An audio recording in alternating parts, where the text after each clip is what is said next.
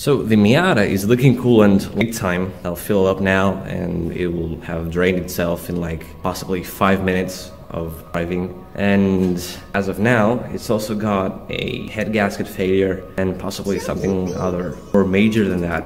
But how that happened is the worst part of the story. It actually happened while doing this.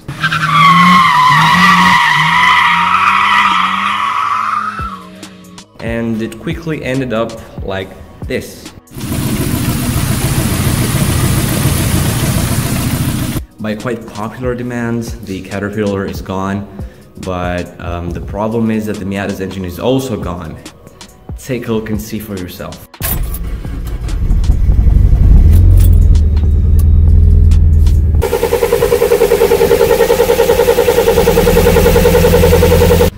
I think it's fairly safe to assume that I'm going to be in need for a new motor very soon. So, you may ask, how the hell did that happen? Well, you see, the car had a coolant leak, and I knew that.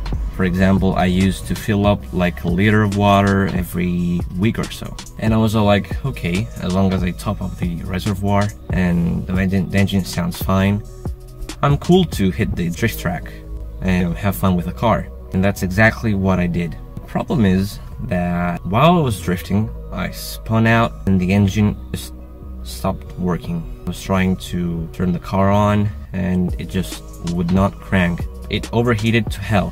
What happened was that the reservoir must have gotten clogged up or something, and while that was full, the radiator was totally empty. So I thought the car had coolant in it, but it didn't have any coolant at all. I checked the temperature gauge constantly while going sideways, as I knew that I had a small coolant leak, and the temperature gauge just seemed fine. It was in the middle, like it always is. The problem is that, well, when the engine cut off and checked the radiator cap, it seemed cold. I just opened it up, filled it with water, and what happened was lots of steam came out, and once I filled it with enough water, it started boiling, and the thing kind of just shot up like half a meter over the engine.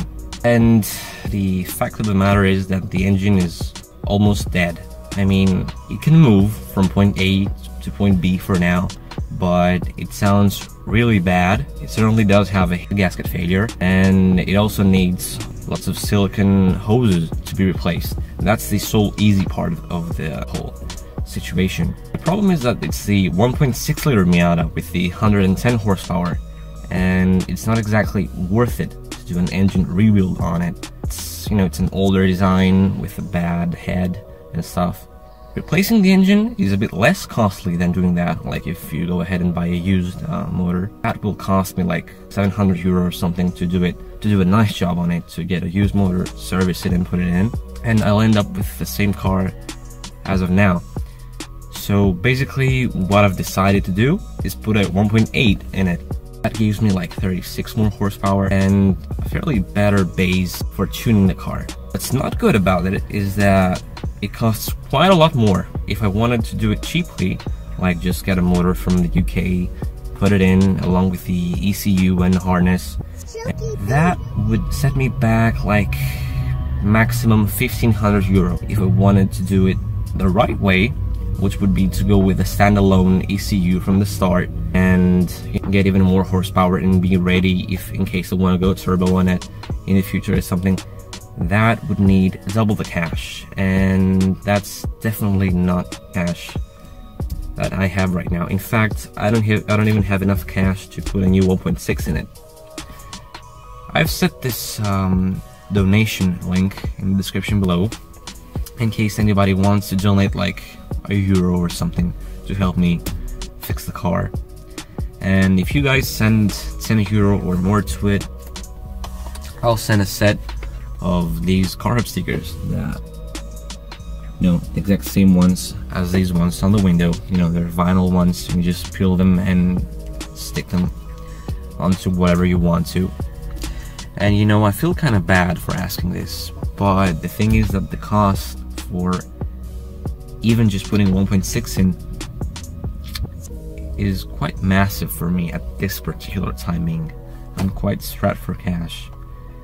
So if anybody wants to help, feel free to do so. Thanks for watching me, minus the caterpillar, and stay tuned for the next video. Hopefully I'll have a running Miata without all these nice ticking noises next time.